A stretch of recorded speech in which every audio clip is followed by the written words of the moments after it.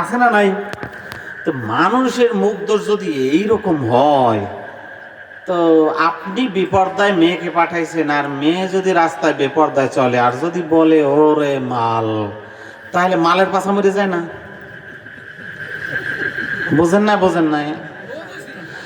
আমার ভাইয়েরা, সত্য কথা বলতে গেলে অনেকের কষ্ট লাগবে।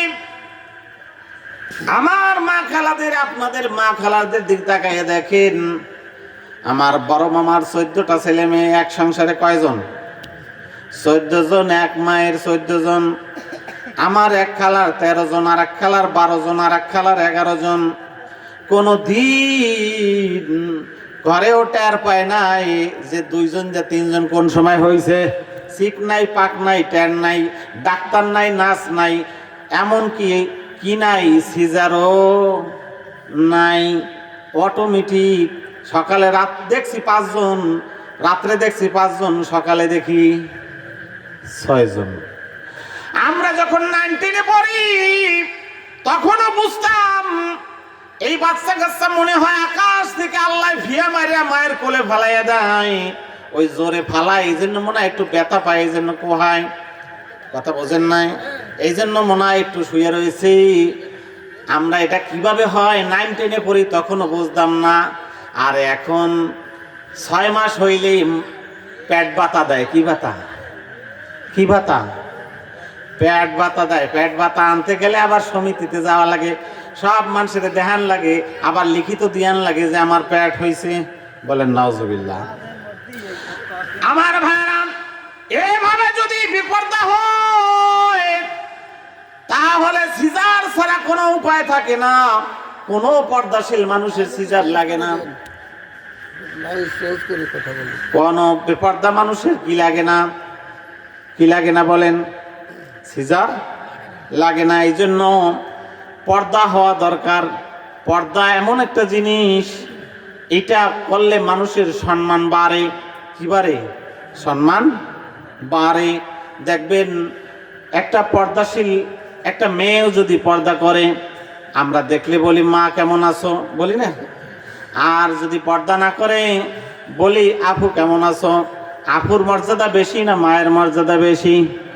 মায়ের। অতএব পর্দা অবশ্যই করতে হবে। পর্দা আপনাদের সম্মান বাড়াবে। পর্দা আপনাদের সম্মান বাড়াবে।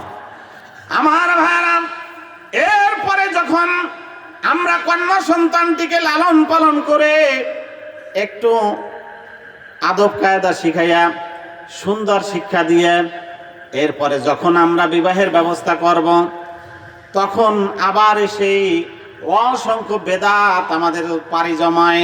ঠিক কিনা বলেন? আমার মেয়েটি দেখতে আসবে, কে আসবে? দুলাভাই। কে আসবে? ছেলের দুলাভাই আসবে, নাই ছেলের বাপ আসবে। ছেলে আসে না, এরকম হয় কি না? হয় না? হয়।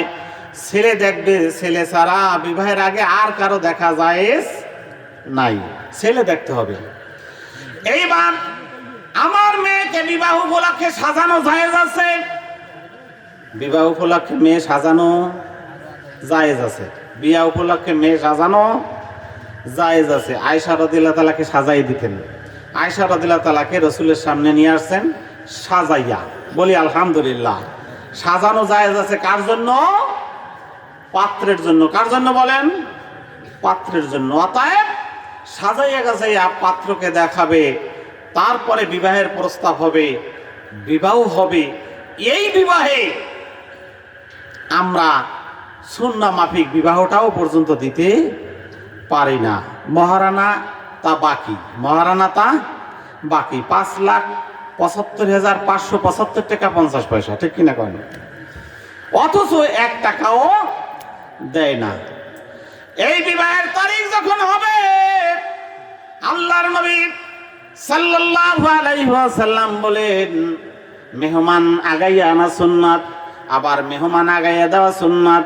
অথচ আমরা বিবাহের বাড়ি যখন মেহমান আসি, বিশাল গেট করে লাল ফিতা টানাই আটকাইয়া দিই, ভিতরে ঢোকা নিষেধ। লাল ফিতা মানে কি? ভিতরে ঢোকা নিষেধ। এরপরে ওইখানে মেয়েদেরকে দিয়া টাকা তোলা হয়। কাদেরকে দিয়া? মেয়েদেরকে দিয়া টাকা তোলা হয়, এটাও নাজায়েজ। তাকে আগাই আনতে হবে রিসিভ করে, এটা হলো সুন্নাত। গেট সাজান, সমস্যা নাই, গেটে যাইয়া তাকে অভ্যর্থনা দিয়া সাজাইয়া তাকে নিয়ে আসতে হবে, এটাই হলো সুন্নাত। বাকি যা করি এগুলি নোংরামি, এগুলি কি নোংরামি। এরপরে আনার পরে বিবাহ হবে। এই বিয়ার মজলিসে মহারানা নির্ধারণ করতে হবে, যে পরিমাণ মহারানা আদায় সম্ভব সেই পরিমাণ মহারানা বাঁধতে হবে। বান্দার পরে যখন হুজুর বলবে অমুকের মেয়ে তোমার সাথে বিবাহ দিলাম, ছেলে বলবে কাবিল তু, কি বলবে? কাবিল তু বলে না, বলে আমিন অথবা আলহামদুলিল্লাহ, চলবে না। কি বলতে হবে? কাবিল তু। কি বলতে হবে? কাবিল তু। অন্য কোনো কথা চলবে না। এই কথা বলার পরে বিবাহ হয়ে যাবে। অলিমা তো হবে ছেলের বাড়ি, অথচ অলিমা হয় মেয়ের বাড়ি। এটা আর একটা অবিচার, মেয়ের পিতার প্রতি আর একটা অবিচার। আমরা এরকম অবিচার করি, নারীদেরকে, নারীর উপর একটা বৈষম্যের এটা একটা লক্ষণ। কি ঠিক কিনা বলেন? কন্যার বাপ হয়েছে, খাওয়াও। কেন সে খাওয়াবে? সে পুষিয়া তোমাকে দিচ্ছে, এটাই তো বড়, ঠিক কিনা বলেন? অতএব এই অনুষ্ঠানটা হতে হবে কার বাড়ি? মেয়ের বাড়ি। কার বাড়ি? ছেলের বাড়ি। মাশাআল্লাহ, কি বলেন? আমরা করতে পারি? পারি না। আমরা খাইতে রাজি, খাওয়াইতে রাজি না। কয় খাবেন? কয় আলহামদুলিল্লাহ। খাওয়াইবেন? কয় ইন্নালিল্লাহ। আমার ভাইরা, অলিমা হতে হবে ছেলের বাড়ি। এই অলিমা হবে, সেখানে মেহমান আসবে। আবার খাওয়া দাওয়ার পরে বরকে হাত ধোয়াইতে নিয়ে যায়। সেখানে আবার হাত ধোয়াইতে নিয়ে যায় কারা? হ্যাঁ, তা আবার বললে আপনারা কষ্ট পাবেন, বলবো না। এইভাবে করে করে পুরা অনুষ্ঠানটা একটা নোংরামি পরিচয় হয়ে যায়। আল্লাহ রাব্বুল আলামিন কিভাবে সংসারে রহমত দিবেন? শুরু থেকেই যদি এই অবস্থা হয়, কিভাবে আল্লাহ রহমত দিবেন?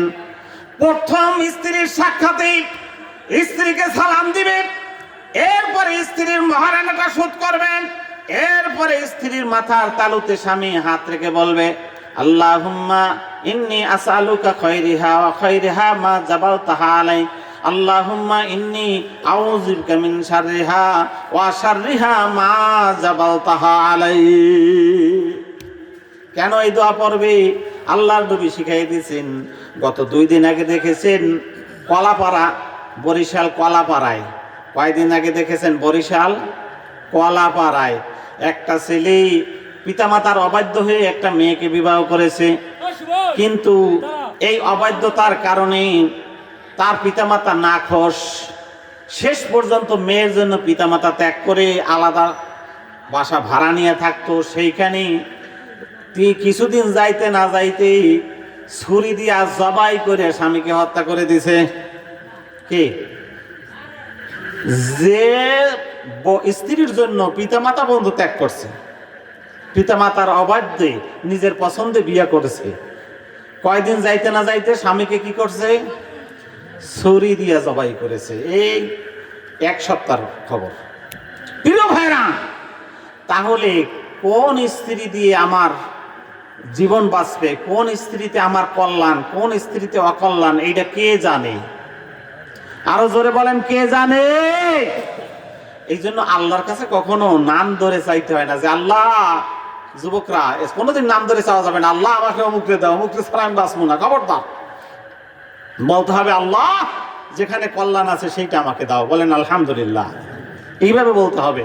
আর এই জন্য আল্লাহ রাসূল দোয়া শিখাইছেন, মাথায় হাত রেখে দোয়া পড়তে হবে আল্লাহুম্মা ইন্নী আসআলুকা খায়রিহা ওয়া খায়রিহা মা জাবালতাহা আলাই।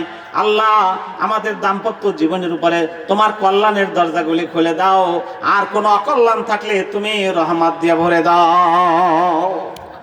অকল্যাণ দূর করে দাও। এইভাবে দোয়া করার পরে এরপরে 2 রাকাত সালাত আদায় করতে হবে। স্বামী সামনে দাঁড়াবে, স্ত্রী পিছনে দাঁড়াবে।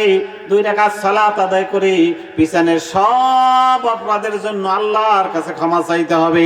এরপরে পরিচিতি পর্ব শুরু হবে।